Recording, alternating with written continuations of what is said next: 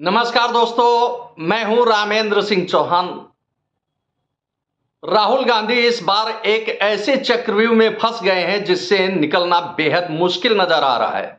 जी हां, यह चक्रव्यूह उनके ऊपर अदालती मामलों का फंसा है, यानी उन पर मानहानि से लेकर अन्य कई गंभीर मामले हैं। सामान्य तौर पर मानहानि या अभद्र भाषा का इस्तेमाल करने के आरोप लगते हैं, लेकिन इस बार जो आरोप लगे हैं राहुल गांधी पर वह बेहद मुश्किल हैं, बेहद दुष्कर हैं, जिनसे राहुल गांधी निकल पाए। इस बार यह मामला गुजरात से नहीं है बल्कि उत्तर प्रदेश से है और मामला देश के प्रधानमंत्री नरेंद्र मोदी से टकराव का नहीं है, बल्कि इस बार भारतीय जनता पार्टी के चाणक्य और देश के गृह मंत्री अमित शाह से टकराव है राहुल गांधी का। कानूनी दांवपेच के इस चक्रव्यूह में इस बार राहुल गांधी पर गृह युद्ध को भड़काने जैसे गंभीर आरोप लगे हैं, जिस पर राहुल गांधी को सजा का सामना करना पड़ सकता है और बेहद गंभीर सजाओं का सामना करना पड़ सकता है। राजनीति में भले ही देश के गृह मंत्री अमित शाह बहुत अधिक सक्रिय न दिखते हो, लेकिन उनके चाणक्य नीति का कहीं कोई जोड़ नहीं है। इसी चाणक्य नीति में, यानी अमित शाह की इसी चाणक्य नीति में इस बार कांग्रेस के पूर्व राष्ट्रीय अध्यक्ष और सांसद राहुल गांधी इस तरह से फंस गए हैं, जिससे राहुल गांधी का निकलना बेहद मुश्किल नजर आ रहा है। खास तौर से उत्तर प्रदेश की दो अदालतों में, सुल्तानपुर और कानपुर की दो अदालतों में जो मामले हैं वह राहुल गांधी के लिए बेहद मुश्किल और बेहद कठिन साबित होंगे। राजनीति में संभव है कि अदालती फैसलों के तहत राहुल गांधी का संसद जाने का मार्ग रुक जाए।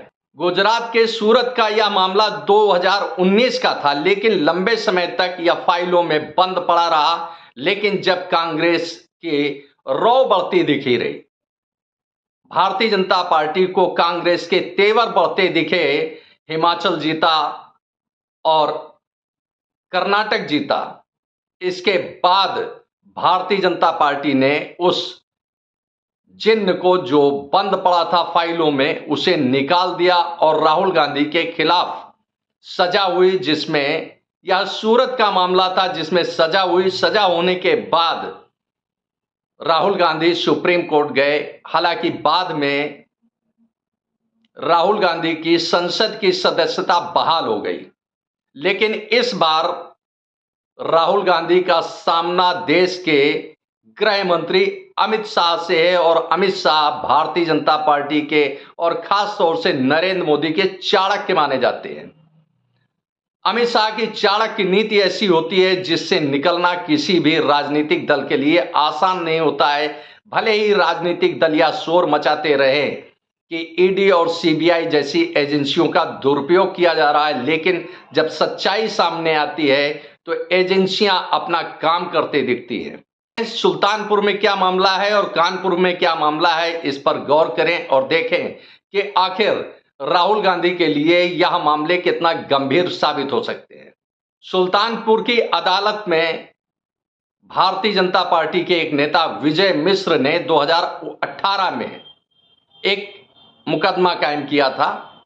मुकदमा सुल्तानपुर की अदालत में है। 2018 से यह मामला अभी तक दबा पड़ा था फाइलों में। इसी के साथ आपके संज्ञान में ला दें कि सुप्रीम कोर्ट ने एक बड़ा फैसला लिया है कि MP MLA, x MP MLA के खिलाफ जो भी मामले हैं, विशेष अदालत, विशेष बेंच का गठन करके उनका शीघ्र निस्तारण किया जाए या एमपी एमएलए कोर्ट में उनकी सुनवाई करके, यानी नियमित सुनवाई करके 1 वर्ष में उनका फैसला दे दिया जाए। लिहाजा सुल्तानपुर की अदालत में जो 2018 से अमित शाह की मानहानि का जो केस दर्ज था, जो केस पड़ा था, वह फाइल से निकलकर बाहर आ गया। इसकी सुनवाई होती रही और 27 नवंबर को इसमें सुनवाई के दौरान यह फैसला दिया गया कि 16 दिसंबर को राहुल गांधी कोर्ट में हाजिर हों। विजय मिश्र ने याचिका दायर की थी। जिस पर अब अमित शाह की मानहानि का मुकदमा चल रहा है। और इसी मामले में राहुल गांधी को 16 दिसंबर को तलब किया गया है, समन भेजा गया है और बुलाया गया है, राहुल गांधी हाजिर हों। अब इसी के साथ आते हैं कानपुर की ओर। कानपुर में रोहित सक्सेना ने एक शिकायत दर्ज कराई है न्यायालय में। रोहित सक्सेना का यह कहना है कि इसके पहले कई बार शिकायत दर्ज कराई गई राहुल गांधी के खिलाफ, लेकिन अभी तक कोई कानूनी कार्रवाई नहीं हुई। लिहाजा एक बार फिर उन्होंने शिकायत दर्ज कराई है और इसमें राहुल गांधी, प्रियंका गांधी, पवन खेड़ा, सुप्रिया श्रीनेत, अलका लांबा सहित 70 से 80 नाम हैं। इसमें यह आरोप है कि राहुल गांधी व अन्य 5 वर्षों के दौरान लगातार प्रधानमंत्री नरेंद्र मोदी की छवि धूमिल कर रहे हैं, छवि को खराब कर रहे हैं, जिससे लोगों की भावनाएं आहत होती हैं, भावनाओं को चोट लगती है। छवि खराब करने यानी देश के प्रधानमंत्री नरेंद्र मोदी की छवि खराब करने के साथ साथ राहुल गांधी व अन्य पर यह भी आरोप है कि लोगों की भावनाओं को भड़काना और गृह युद्ध के लिए लोगों को उकसाना। यह एक बड़ा गंभीर आरोप है, गृह युद्ध के लिए लोगों को उकसाना। न्यायालय ने इस शिकायत पर एफआईआर दर्ज करने का आदेश दिया है और इसमें 4 दिसंबर को सुनवाई भी होनी है एक बार फिर। तो इस तरह से भारतीय जनता पार्टी के चक्रव्यूह में कांग्रेस के बड़े नेता राहुल गांधी ऐसे फंस गए हैं कि उनका निकलना बेहद मुश्किल है। और खास अब यह है कि अब बमुश्किल 5 माह बचे हैं लोकसभा चुनाव के। 1-1.5 माह 2 माह बाद देश में चुनाव का माहौल हो जाएगा और ऐसे में राहुल गांधी का अदालती चक्रों में फंसना, यानी राहुल गांधी की लोकसभा चुनाव के दौरान अपनी सक्रियता को ब्रेक लगाना होगा, अपनी सक्रियता को रोकना होगा, क्योंकि कानूनी दांव पेच उनके सामने खड़े होंगे। ऐसे में साफ जाहिर है कि कहीं ना कहीं राहुल गांधी की राजनीति में एक बड़ा ब्रेकर आने वाला है, बड़ा बैरियर लगने वाला है। सुप्रीम कोर्ट ने अभी हाल में एक फैसला दिया था जिसमें यह कहा था कि सभी हाई कोर्ट से देश के कहा था कि एक स्पेशल बेंच बनाएं जिसमें एमपी एमएलए के मामले सुनकर 1 वर्ष में उनका निस्तारण करें। अब यह सुप्रीम कोर्ट का यह फरमान राहुल गांधी के गले में किस तरह से फंसेगा यह देखने वाली बात है। लेकिन अगर फटाफट यानी नियमित रूप से सुनवाई होती है और फैसला आता है तो ऐसे में 2024 का लोकसभा चुनाव कांग्रेस और खास तौर से राहुल गांधी के लिए बेहद मुश्किल होगा।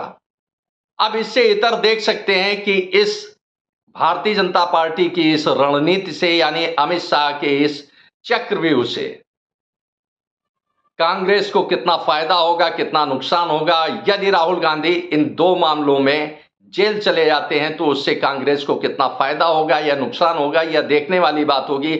लेकिन फिलहाल 2024 का लोकसभा चुनाव कांग्रेस के लिए इतना आसान नहीं दिखता है। भले ही उसने इंडिया अलायंस नाम से एक बड़ा अलायंस तैयार किया हो, लेकिन उस अलायंस में जिस तरह से टुकड़े टुकड़े हो रहे हैं, फूट पड़ रही है, लोग अलग हो रहे हैं, उससे साफ तौर पर यह ऐसा लग रहा है कि कांग्रेस के लिए 2024 का लोकसभा चुनाव आसान नहीं है जीतना। आपने इस वीडियो को देखा, आपको यह वीडियो कैसा लगा कमेंट बॉक्स में हमें अवश्य बताएं। वीडियो को शेयर करें। यदि आप हमारे चैनल पर नए हैं तो हमारे चैनल को सब्सक्राइब करें जिससे हमारे आने वाले वीडियो, आने वाले नोटिफिकेशन आपको मिल सके। दोस्तों, वीडियो को लाइक करना ना भूलें। आप लाइक करते हैं तो हमारा प्रोत्साहन होता है, हमारा मोटिवेशन होता है। आपने वीडियो को देखा, आपका बहुत बहुत धन्यवाद। Thank you. जय हिंद, जय भारत।